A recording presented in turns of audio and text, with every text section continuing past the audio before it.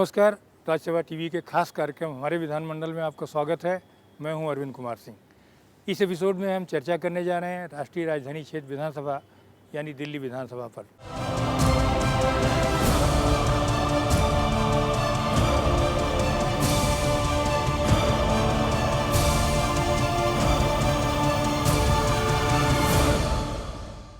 देश के इतिहास में दिल्ली का एक अपना अलग महत्व है।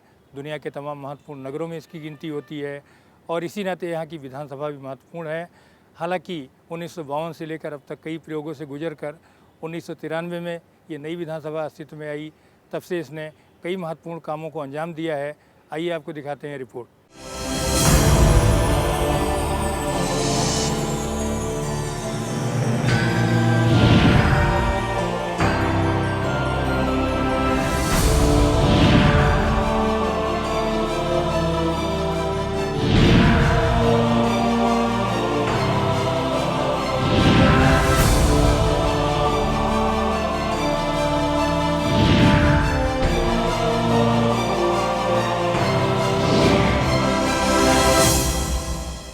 दिल्ली यानी भारत का दिल,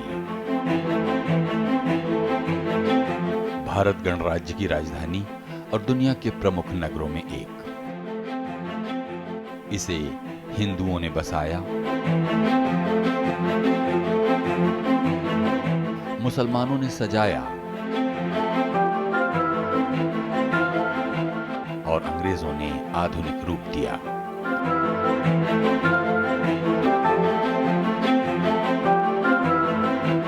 इसका प्रामाणिक इतिहास 3000 साल से भी पुराना है। इसे हासिल करने को तमाम लड़ाइयां हुई। दिल्ली कई बार लुटी, उजड़ी और फिर बसी। आज भी तमाम खंडहर इसकी प्राचीनता और वैभव के साक्षी हैं। 12वीं शताब्दी से लंबे कालखंड तक ये देश के कई साम्राज्यों और राजवंशों की राजधानी रही। घनानंद से लेकर खुसरो, रस खान और मिर्जा गालिब की परंपरा भी यहाँ कायम रही। गंगा जमनी तहजीब के साथ ये छोटा भारत है।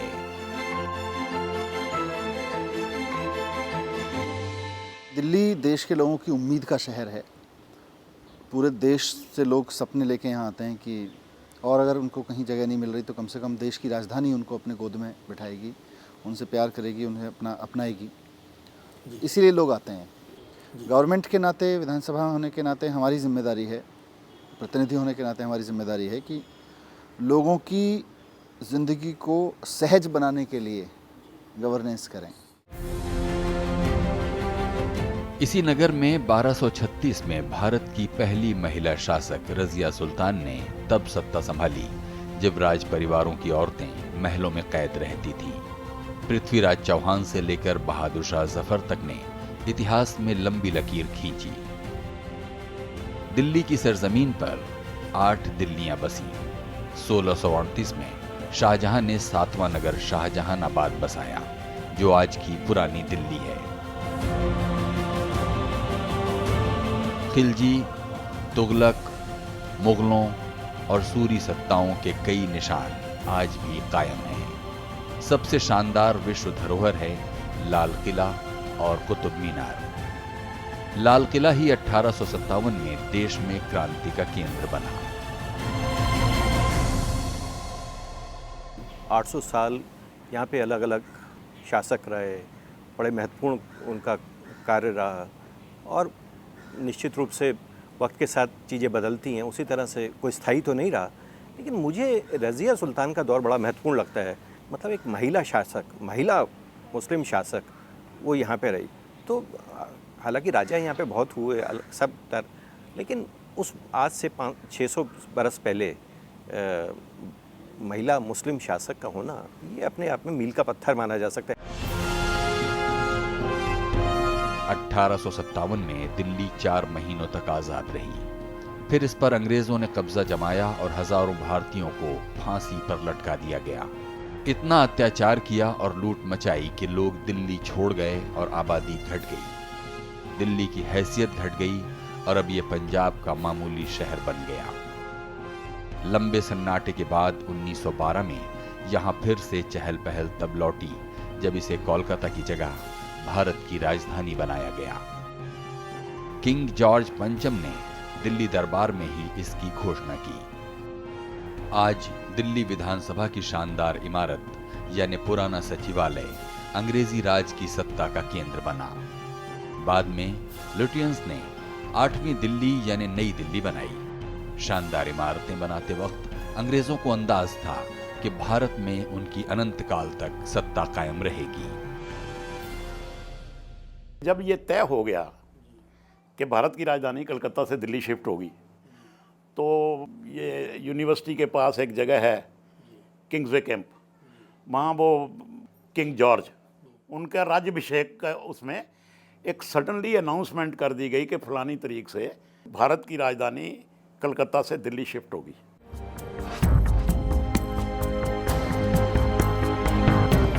दिल्ली स्वाधीनता आंदोलन का केंद्र बना।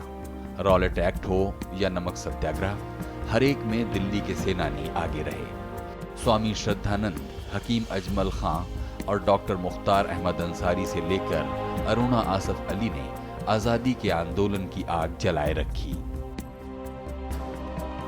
सरदार भगत सिंह और साथियों ने केंद्रीय विधानसभा पर बम फेंककर अंग्रेजों को हिला दिया। भारत छोड़ो आंदोलन में ये अग्रणी रही। 1942 से 1947 तक भारत के भविष्य की तमाम वार्ताएं दिल्ली में चली और आजादी मिली। 15 अगस्त 1947 को लाल किले पर पंडित जवाहरलाल नेहरू ने यूनियन जैक की जगह तिरंगा फहराया तो 10 लाख लोग आजादी के उत्सव में शामिल थे।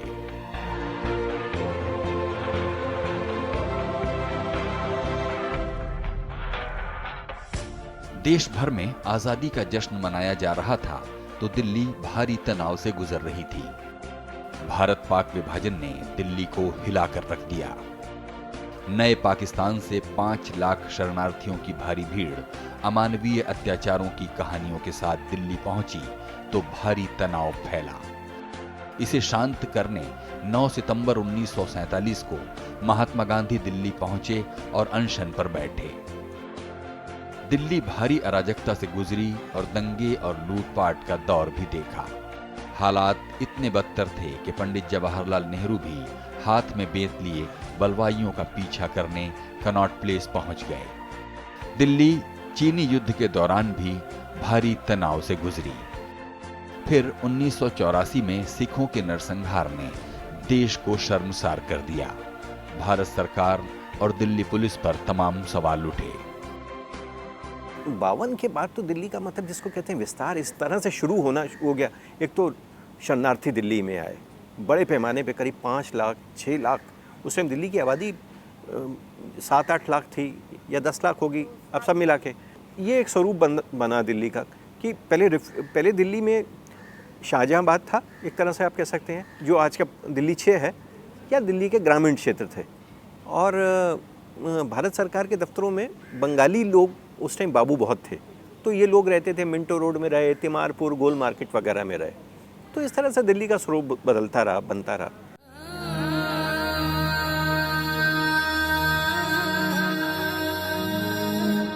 भारत की राजधानी होने के नाते दिल्ली सत्ता का केंद्र है। संसद भवन, supreme court, Rashtrapati Bhavan, north block, south block और सारे जरूरी मंत्रालय और विदेशी दूतावास यही हैं। आज ये देश का सबसे संपन्न नगर है और 1990 के बाद से विदेशी निवेशकों की पहली पसंद है। ये दुनिया के 20 सुपर शहरों में शामिल है।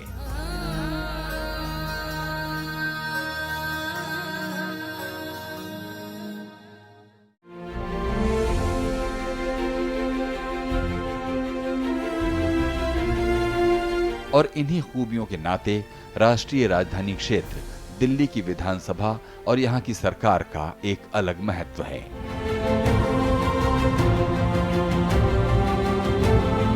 और शायद इसी नाते पंडित जवाहरलाल नेहरू ने कहा था, दिल्ली छोटा राज्य तो हो सकता है, लेकिन इसमें न सिर्फ भारत के गणराज्य की राजधानी शामिल है, बल्कि ये अत्यंत ख्यातिलब्ध प्राचीन और परत दर परत इतिहास और परंपराओं के साथ सांस्कृतिक अस्तित्व के लंबे इतिहास वाला नगर है। दिल्ली राज्य का दायरा 1483 वर्ग किलोमीटर में फैला है। इसकी सीमाएं हरियाणा और यूपी से लगती हैं। आबादी 2.25 करोड़ और वोटरों की संख्या 1 करोड़ 30 लाख है। देश का सबसे अधिक जनसंख्या घनत्व यही है। बहुत सी चकाचौंध के बाद भी 32 लाख लोग झुग्गियों में रहते हैं।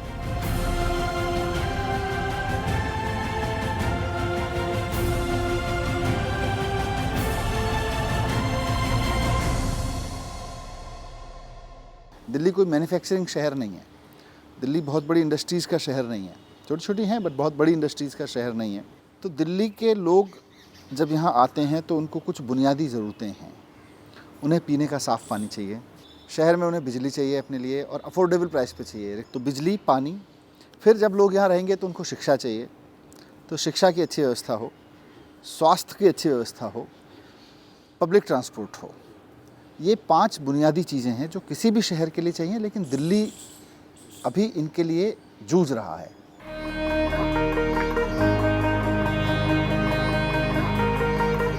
लेकिन इन विरोधाभासों के बाद भी दिल्ली विधानसभा खास है। इसका विधायी इतिहास 17 मार्च 1952 को सी श्रेणी की विधानसभा से शुरू हुआ। स्वतंत्रता सेनानी और किसान नेता चौधरी ब्रह्म प्रकाश पहले मुख्यमंत्री और सरदार गुरुमुख निहाल सिंह पहले विधानसभा अध्यक्ष बने। आज़ादी के बाद 1947 के बाद जब पहली विधानसभा बनी, वो पहले मुख्यमंत्री बने दिल्ली के। वो एक जुझारू नेता थे, क्रांतिकारी नेता थे। उनको उस शासन में घुटन महसूस हुई जिस ढंग की विधानसभा यहाँ दी गई थी। जी सी श्रेणी की विधानसभा। हाँ, तो उन्होंने उस पर कई बार टिप्पणियां की, आवाज़ उठाई।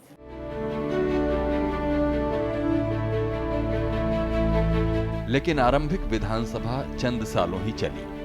1 अक्टूबर 1956 को राज्य पुनर्गठन आयोग की सिफारिश के तहत 48 सदस्यों की विधानसभा समाप्त हो गई और दिल्ली पूरी तरह केंद्र शासित हो गया। फिर 1 दशक के सन्नाटे के बाद 7 सितंबर 1966 को दिल्ली को महानगर परिषद नाम की सीमित शक्तियों वाली संस्था मिली। विधि निर्माण में इसकी भूमिका नहीं थी।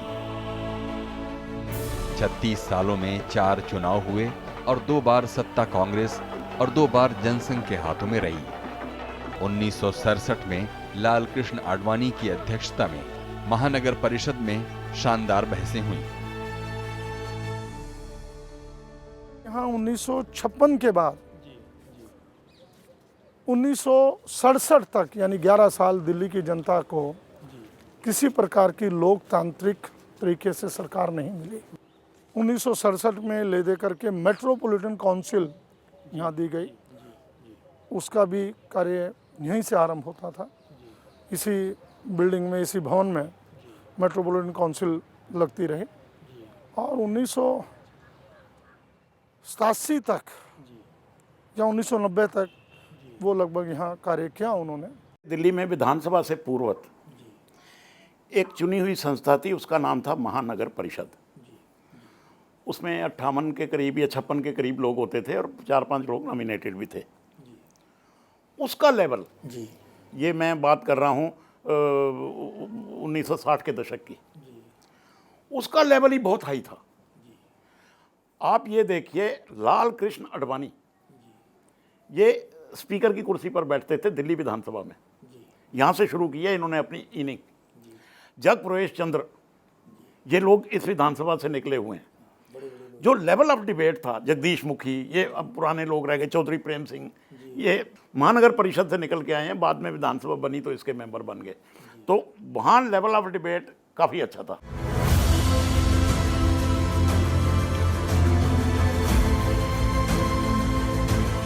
दिल्ली विधानसभा का मौजूदा स्वरूप कई प्रयोगों की देन है। 69वें संविधान संशोधन के बाद 1 दिसंबर 1993 से दिल्ली को मिली व्यवस्था पहले के सभी ढांचों से बेहतर थी। फिर भी 70 सदस्यों की विधानसभा और दिल्ली सरकार के पास सीमित शक्तियां हैं।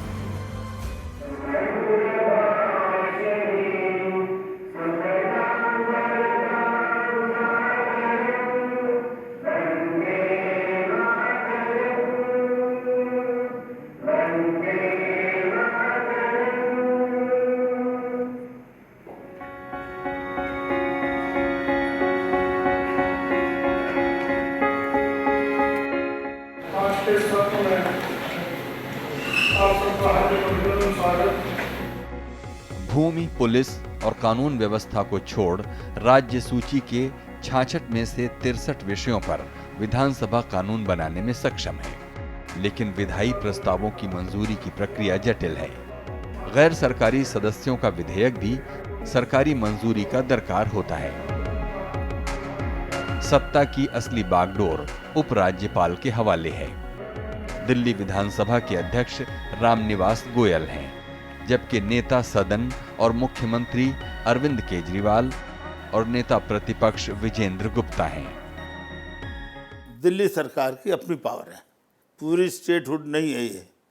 यहाँ कोई भी प्रस्ताव हम करेंगे, कानून बनाएंगे, तो पहले वो एलजी के बाद होम मिनिस्ट्री के बाद राष्ट्रपति, वहाँ से फिर वापस आएगा। अगर मंजूरी कर देंगे तो वो मंजूर, नहीं करेंगे तो फिर हो जाएगा। तो जो हमारी पावर है ही नहीं, उस पर खामखाम चर्चा करें, वो अच्छी बात थोड़ी है।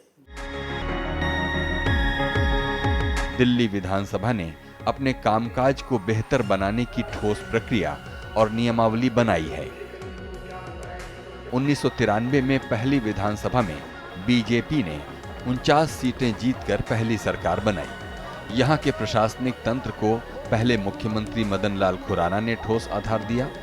इन कामों को मुख्यमंत्री के रूप में साहेब सिंह वर्मा और सुषमा स्वराज ने आगे बढ़ाया। पहले विधानसभा अध्यक्ष चरती लाल गोयल ने तमाम राज्यों के विधानमंडलों की पड़ताल कर कामकाज को बेहतर बनाने की कोशिश की।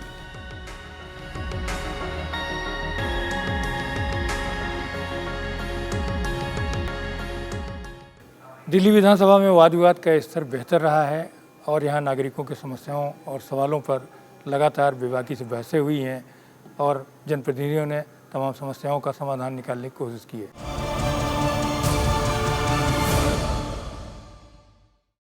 ब्रेक के बाद आपका स्वागत है। आप देख रहे हैं हमारा खास कार्यक्रम हमारे विधानमंडल और मैं हूं अरविंद कुमार सिंह। हम चर्चा कर रहे हैं दिल्ली विधानसभा पर। दिल्ली विधानसभा चैम्बर एक शानदार धरोहर है। देश के इतिहास में इसका एक अलग महत्व है। पिछले 100 सालों से इसकी भीतरी संरचना में भी खास बदलाव नहीं हुआ और यहाँ इंपीरियल लेजिस्लेटिव काउंसिल से लेकर दिल्ली विधानसभा तक की बैठकें हुई हैं और यहाँ एक इतिहास रचा गया है। दूसरी से चौथी विधानसभा में 15 सालों तक कांग्रेस का दिल्ली की सत्ता पर कब्जा रहा। मुख्यमंत्री के रूप में शीला दीक्षित ने 1.5 दशक में दिल्ली के नक्शे को बदलने की कोशिश की। चौधरी प्रेम सिंह के अध्यक्ष काल में विधानसभा की गरिमा को नया रूप मिला। दिग्गज चौधरी प्रेम सिंह की कोशिश रही कि विधानसभा की स्वायत्तता बरकरार रहे और कम से कम 50 बैठकें हों। वो कई मोर्चों पर सफल रहे। टकराव के बिंदु भी आए, लेकिन सम्मानजनक रास्ते भी निकले। मैंने असेंबली में कभी भी एलजी के खिलाफ, होम मिनिस्ट्री के खिलाफ या प्राइम मिनिस्टर के खिलाफ एक शब्द भी नहीं बोलने दिया किसी को, एक शब्द भी नहीं। नो, यहाँ जो लोग असेंबली में नहीं बैठे हैं उनके बारे में चर्चा कैसे कर सकते हो आप? अच्छा, अगर ज़्यादा उठाना है तो पार्लियामेंट में उठाओ आप। वहाँ पार्लियामेंट में आपके लोग बैठे हैं, उनको बैठाओ, वो जवाब दे देंगे। तो इसलिए कभी भी कंट्रोवर्सी नहीं हुई।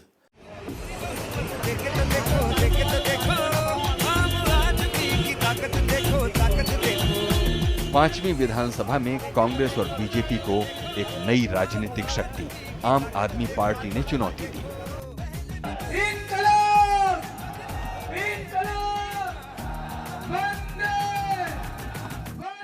एक साल पुरानी आपने 28 सीटें जीतकर सबको चौंका दिया। भाजपा सबसे अधिक 31 सीटें जीतकर विपक्ष में बैठने को मजबूर हुई। 28 दिसंबर 2013 को अरविंद केजरीवाल कांग्रेस की मदद से मुख्यमंत्री बने। मैं अरविंद केजरीवाल ईश्वर की शपथ लेता हूं कि मैं विधि द्वारा स्थापित भारत के संविधान के प्रति सच्ची श्रद्धा और निष्ठा रखूंगा। ये सत्ता महज 49 दिन की रही। जन लोकपाल के मसले पर सदन की अनुमति न मिलने के कारण 16 फरवरी 2014 को उनका इस्तीफा हो गया।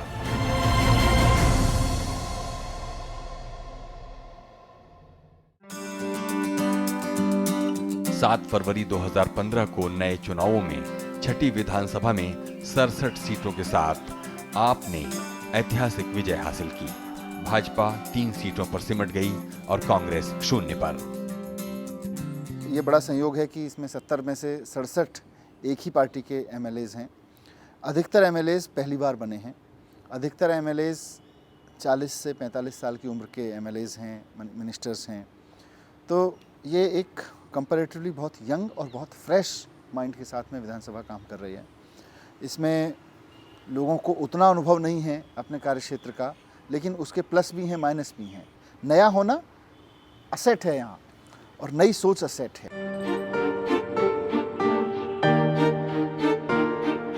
अनूठी व्यवस्था और तमाम बाध्यताओं के बाद भी दिल्ली विधानसभा ने अब तक 262 विधेयक पारित किए हैं। सबसे अधिक 1995 में 19 और 2015 में 23 विधेयक पारित हुए। इन विधेयकों ने यहाँ के सामाजिक आर्थिक बदलाव में अहम भूमिका निभाई। 1967 से 1989 के दौरान दिल्ली महानगर की सिफारिशों पर संसद ने 43 विधेयक पारित किए। 24 जून 2016 को विधानसभा से पारित 14 विधेयकों को राष्ट्रपति ने वापस कर दिया। इतिहास में ये पहला मौका था। हम सारे बिल भारत सरकार को भेजते थे, और जब भारत सरकार को बिल जाते हैं तो उपराज्यपाल के माध्यम से जाते हैं। वो देखते थे, बिल वापस आ जाते थे, विधानसभा में पारित होते थे, लागू हो जाते थे। तो 20 वर्षों में जो 4 मुख्यमंत्री यहाँ रहे, जो अलग अलग दलों के थे, 202 बिल पारित हुए। सवाल ही नहीं पैदा होता कभी टकराव आया हो। तो प्रक्रिया थोड़ी सी कानून बनाने की लंबी है, जो इन लोगों को, जो वर्तमान लोग सत्ता में हैं, उनको शायद ये समझ नहीं आता है। इसलिए वो बार बार यही कहते हैं हमारे बिल रोक। मतलब टकराव के बिंदु ये शायद इसी नाते नहीं, ये सबसे बड़ा टकराव का बिंदु है जब विधायी प्रक्रिया ही पूरी नहीं हुई, जब उपराज्यपाल को ही नहीं दिखाया गया, जब भारत सरकार को ही विधेयक नहीं दिखाया गया और सीधा सरकार लाई और विधानसभा में पारित कर दिया, तो विधायी प्रक्रिया इनकम्प्लीट रह गई, आधी रह गई। दिल्ली विधानसभा में पारित खास विधेयक: Delhi agriculture cattle preservation bill 1994, Delhi Lokayukta विधेयक 1995, दिल्ली कृषि उत्पाद मंडी विधेयक 1998, दिल्ली विद्युत संशोधन विधेयक 2000, दिल्ली सूचना का अधिकार विधेयक 2001, दिल्ली प्राचीन और ऐतिहासिक धरोहर विधेयक 2004, राष्ट्रीय विधि स्कूल विधेयक 2007, दिल्ली समयबद्ध सेवाओं के नागरिक अधिकार विधेयक 2011। दिल्ली विधानसभा की कई समितियां काफी अहम हैं। सदन नहीं चलता तो भी ये कामकाज कर सरकार की जवाबदेही सुनिश्चित करती हैं। 2011 में 3 नई समितियां बनी। समितियों के पदेन सचिव विधानसभा के सचिव होते हैं और सदस्यों की संख्या 9 तक होती है। समितियों की सिफारिशों पर सरकार गौर करती है, लेकिन विपक्ष की राय है कि इसे और ताकतवर बनाने की जरूरत है। 95% से अधिक समितियां ऐसी हैं जो सदन द्वारा गठित की गई हैं, जिसमें 100% सदस्य आम आदमी पार्टी के हैं। जानबूझकर कहूँ या परिस्थितियोंवश इसको कहा जाए, लेकिन विपक्ष के प्रतिनिधित्व को महत्वपूर्ण कमेटियों से अलग रखा गया है, और वहाँ की जो कार्यवाही है वो भी बहुत ही तकलीफ़दायक है, चिंता करने वाली है, क्योंकि वहाँ जब 100% एक ही पार्टी के लोग बैठे होंगे तो वो पार्टी मीटिंग में बदलने में बहुत देर नहीं लगेगी। विधानसभा की कमेटियाँ चाहे पूरे भारत की एक बहुत महत्वपूर्ण सरकार को, सरकार के कार्य को, अधिकारियों के कार्य को जनता के हित में उनको डाइवर्ट किया जा सके, कहीं भी किसी प्रकार की मैनिपुलेशन है, उनको समितियां अधिकारियों को बुलाकर और उनसे कई तरह की बैठकों के माध्यम से उनको कटघरे में खड़ा करने का उनको अधिकार है। और दिल्ली विधानसभा में वर्तमान में वो समितियां लगी हुई हैं और इस ढंग से सारे कार्यों में वो तल्लीन हैं। सभी विधायी कार्यों में विधानसभा की समितियां अपना भाग ले रही हैं।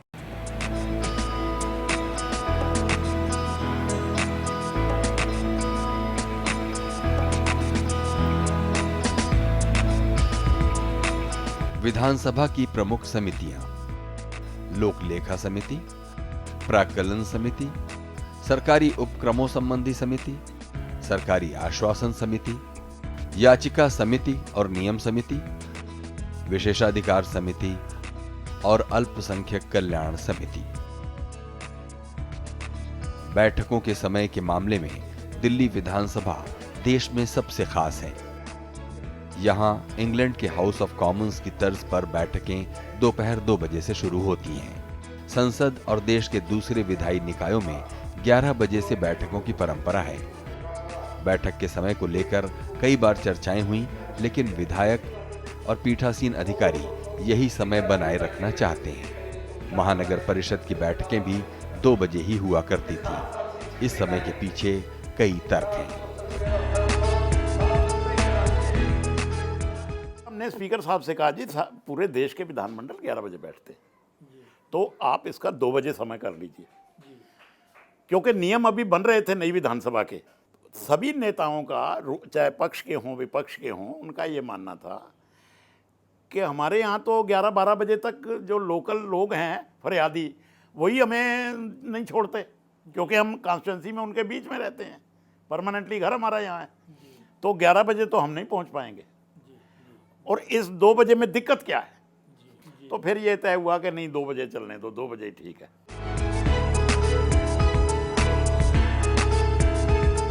विधानसभा ने कई मोर्चों पर बेहतरीन कामकाज किया है, लेकिन इसके सामने कुछ दिक्कतें भी हैं। खासतौर पर दिल्ली में निकायों की बहुलता के नाते टकराव होता रहता है। नियम 280 के तहत विधायक अपने इलाके की समस्याओं को उठा सकते हैं, किसी भी मसले पर सवाल पूछ सकते हैं, लेकिन तमाम निकाय समय पर सवालों के जवाब नहीं देते। फिर भी सदन सुचारू चल रहा है। बीते शीतकालीन सत्र 2015 में इतिहास रचा गया। अब तक का सबसे लंबा सत्र, 14 दिनों का सत्र, 43 घंटे 30 मिनट सदन चला। इससे पहले बजट सत्र 2005 में 15 दिन चला। एक विधानसभा का सत्र स्टैंडर्ड जो है वो एमएलए चुने हुए सदस्य होते हैं। हाँ, उनके द्वारा पूछे गए प्रश्न जिसे स्टार क्वेश्चन के रूप में लेते हैं। मैं उस स्टार क्वेश्चन का जो 1 घंटा विधायकों को मिलता है, जिसमें वो सरकार से क्वेश्चन पूछते हैं, मंत्रियों को उत्तर देना पड़ता है, मंत्रियों को तैयारी करनी पड़ती है, वो 1 घंटा में किसी कीमत पर डिस्टर्ब नहीं करने देता। दिल्ली विधानसभा को हाईटेक और पेपरलेस बनाने की तैयारी है। विधानसभा की कार्रवाई का ब्यौरा फेसबुक और ट्विटर पर भी उपलब्ध है। मैंने आदरणीय विधानसभा अध्यक्ष महोदय को और उनके सचिव को रिक्वेस्ट किया है कि सरकार की ओर से बहुत सारी रिपोर्ट्स दी जाती हैं और उनकी कॉपीज़ टेबल की जाती हैं। बहुत सारे डॉक्यूमेंट्स हैं जो रोज़ाना माननीय सदस्यों को उपलब्ध कराए जाते हैं। तो अगर इस सारी सिस्टम को ऑनलाइन कर दिया जाए, बहुत सारी चीज़ों की यूटिलिटी बढ़ा सकते हैं, क्योंकि तो ऑनलाइन ये सारी रिपोर्ट्स उपलब्ध हों एमएलएज को, ये सारी पॉलिसीज़ ऑनलाइन उपलब्ध हों, जो छोटे छोटे डॉक्यूमेंट्स हम रोज़ाना एमएलएज की टेबल पे रखते हैं वो सब कुछ ऑनलाइन आ जाएं, तो पेपरलेस विधानसभा हम बना सकें। उससे बड़ा फ़ायदा होगा पर्यावरण के दृष्टिकोण से भी और एफिशिएंसी ऑफ एमएलए के दृष्टिकोण से भी। जो केंद्रीय सरकार का ऑलरेडी एक निर्णय हुआ है कि भारत की विधानसभाएं जितनी भी पेपरलेस अपने आप को करना चाहती हैं, उस पेपरलेस करने पर जो खर्चा आएगा वो केंद्रीय सरकार देगी। लेकिन मुझे बड़े अफसोस से कहना पड़ रहा है, मैंने फ़ोन पर भी बात की श्री रविशंकर जी से, लेकिन किस मानसिकता से सरकार काम कर रही है, केंद्रीय सरकार क्यों नहीं पेपरलेस करने को दिल्ली विधानसभा से? आफ्टर ऑल तुम्हारा सरकार से मतभेद हो सकता है, सरकार से 10 बातें हो सकती हैं, लेकिन विधानसभा से क्या है? विधानसभा अपने आप में एक स्वतंत्र बॉडी है और आप जब और सरकारों को दे रहे हो तो दिल्ली विधानसभा को भी इजाज़त दीजिए हम इसको पेपरलेस कर सकें। पहली बार 15 अगस्त और 26 जनवरी को विधानसभा को आम जनता के लिए खोलने का फैसला किया गया। कई दूसरी कोशिशें भी जारी हैं।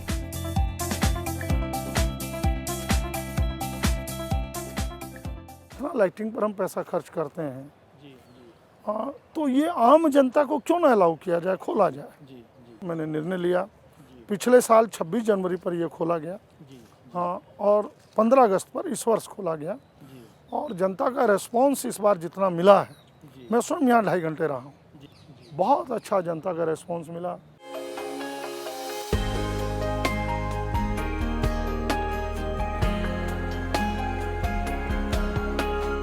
दिल्ली विधानसभा के पास बेहतरीन पुस्तकालय है। इसमें 40,000 से अधिक पुस्तकें और प्रकाशन हैं। इसकी स्थापना 1952 में तत्कालीन विधानसभा के लिए हुई थी, लेकिन 1956 में ये दिल्ली प्रशासन के हवाले हो गया। 1989 में जगप्रवेश चंद्र की कोशिशों के बाद महानगर परिषद के हवाले हुआ। तब से पुराना सचिवालय में ही विद्यमान है।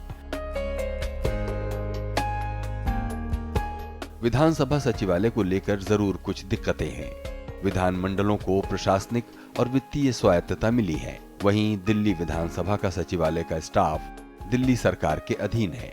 नियुक्ति और पदोन्नति से लेकर स्थानांतरण का अधिकार अध्यक्ष के पास नहीं है। सचिवालय की कार्यपालिका से स्वतंत्र न होने को लेकर तमाम विवाद भी उठे हैं। अक्टूबर 2001 में अध्यक्ष की सलाह बिना 17 कर्मचारियों का स्थानांतरण तूल पकड़ गया। उस दौर के विधानसभा अध्यक्ष के चौधरी प्रेम सिंह के कड़े रुख के कारण मसला शांत हुआ। कुछ अफसर मेरे डिपार्टमेंट के असेंबली के लोगों को ट्रांसफ़र कर देते, मेरे बगैर पूछे। तो मैंने एक दो चीफ सेक्रेटरी को बुलाया, मैंने कहा आपने ये बदल क्यों दिए, आपने परमिशन क्यों नहीं ली हमसे। तो उन्होंने कहा सर ये तो हमारी पावर थी। मैंने उनको कहा देखिए ये आपकी पावर है ना, अब मेरी पावर सुन लो। असेंबली में बजट पेश होगा, चर्चा होगी, सब कुछ होगा, लेकिन उसको पास नहीं होने दूंगा, मैं उठ के चल जाऊँगा। और जब तक आप बजट पास नहीं करोगे एक पैसा आप खर्च नहीं कर सकते किसी पे। उन्होंने कहा नहीं सर जो आपके आदमी वो वापस आ जाएंगे, तो हमारे वापस आ गए, कोई दिक्कत नहीं। दिल्ली में विधायकों के वेतन और भत्तों को लेकर कई विवाद उठे। आप सरकार ने स्वतंत्र समिति बनाकर विधायकों का वेतन 4 गुना बढ़ाने का फैसला लिया। 3 दिसंबर 2015 को वेतन वृद्धि का विधेयक पारित हुआ तो काफी सवाल उठे। आचार्य समिति ने 400% अधिक की सिफारिश की। 1993 में दिल्ली में विधानसभा बनी तो विधायकों का वेतन 1650 रुपए तय हुआ। तब से अब तक काफी बढ़ोतरी हुई है। 2011-12 से विधायक निधि 4 करोड़ रुपए की गई है। इसे और बढ़ाने की योजना है। विधायक निधि इलाकाई विकास में मददगार है।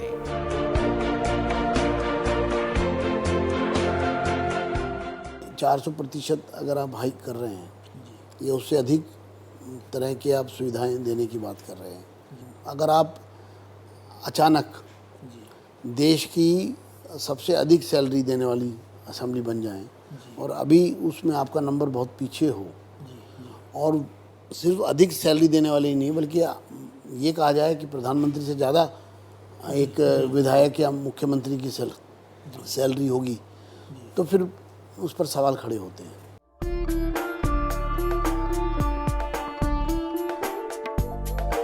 दिल्ली विधानसभा का भवन पुराना सचिवालय एक शानदार धरोहर है। पहले यहाँ चंद्रावल गांव था। राजधानी कोलकाता से दिल्ली आई तो यहीं 1 दशक तक भारत सरकार का सचिवालय था। इंपीरियल लेजिस्लेटिव काउंसिल की पहली बैठक यहाँ 27 नवंबर 1913 को हुई। सेंट्रल असेंबली की बैठकें भी यहाँ हुई और रॉलेट एक्ट पर बहस सुनने महात्मा गांधी भी पहुंचे। जब दिल्ली देश की राजधानी बनी, अंग्रेज़ों ने बनाई, तो उसके बाद जो पहली इमारत बनी वो दिल्ली सचिवालय है, जिसको हम आज दिल्ली सचिवालय के रूप में देखते हैं। और ये जो ईडी थॉमस थे वो बहुत ही मुझे लग रहा है कि एक उस तरह से एक आर्किटेक्ट थे जो वक्त से पहले जिन्होंने इस बिल्डिंग को बना दी, 2-2.5 साल में ये बिल्डिंग बन के तैयार हो गई। अगर दिल्ली राजधानी का कलकत्ता से यहाँ स्थानांतरण होगा तो आपको पूरी व्यवस्था चाहिए। तय तो हो गया 1911 में, अगले साल हम शिफ्ट करेंगे। शिफ्ट कहाँ करेंगे? पार्लियामेंट तो बनी नहीं थी, पार्लियामेंट तो 1927 में जाके बनी। तो उन्होंने कहा ऐसा करो भाई, टेम्परेरी वो बनाओ, इनके बैठने की व्यवस्था करो। तो ये ओल्ड सेक्रेटेरिएट ये बनाया गया, अर्धचंद्राकार बोलते हैं इसको, इस मूर्त का।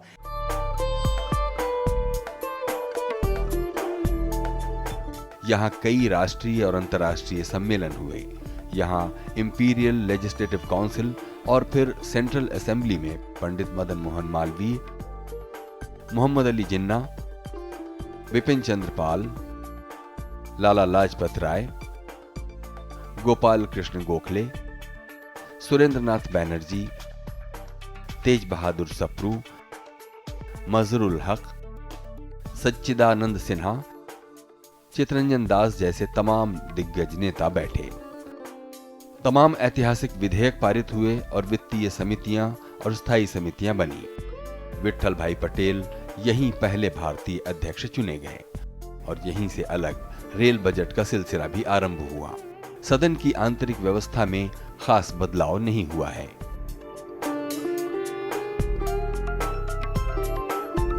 जो उस जमाने के हमारे सेंट्रल असेंबली के लीडर थे, सेंट्रल असेंबली का मतलब जो आज की संसद है उसको तब सेंट्रल असेंबली बोलते थे, उसकी बैठकें इस सभागार में होना शुरू हो गई शिफ्ट होने के बाद 1911 में। इस सभागार में जो लोग बैठे वो थे मोतीलाल नेहरू, लाला लाजपत राय, मदन मोहन मालवीय, तेज बहादुर सप्रू, विट्ठल भाई पटेल। ये इस हाउस में पहली बार एक भारतीय, पहली बार, क्योंकि इससे पहले जो स्पीकर होते थे वो इंग्लैंड की पार्लियामेंट के मेंबर होते थे और यहाँ के प्रेजाइड करते थे, वो सफ़ेद वो गाउन वाउन पहन के पूरी पहन। तो विट्ठल भाई पटेल पहली बार रूल ये बना दिया गया था कि सदन के लोग खुद अपना स्पीकर चुने। तो आप ये कह सकते हैं कि फॉर दी फर्स्ट टाइम एक इंडियन और चुना हुआ स्पीकर बन गया और वो उस आसन पर वहाँ पुराना सचिवालय में बैठा। दिल्ली सरकार का बजट 2009-10 में 28,314 करोड़ रुपए था, जो 2016-17 में बढ़कर 46,600 करोड़ रुपए हो गया है। लेकिन यहाँ दिल्ली में सत्ता का मुख्य केंद्र उपराज्यपाल ही है। स्थानीय प्रशासन राज्य सूची का विषय है, लेकिन दिल्ली नगर निगम तक दिल्ली सरकार के अधीन नहीं है। एनडीएमसी और दिल्ली कैंटोनमेंट की अलग सत्ता है। दिल्ली पुलिस केंद्रीय गृह मंत्रालय के अधीन है। प्रशासनिक ताने बाने में तमाम खामियां हैं, फिर भी दिल्ली आगे बढ़ रही है नई उम्मीदों के साथ। और विधानसभा बेशक जनाकांक्षाओं का केंद्र बनी है।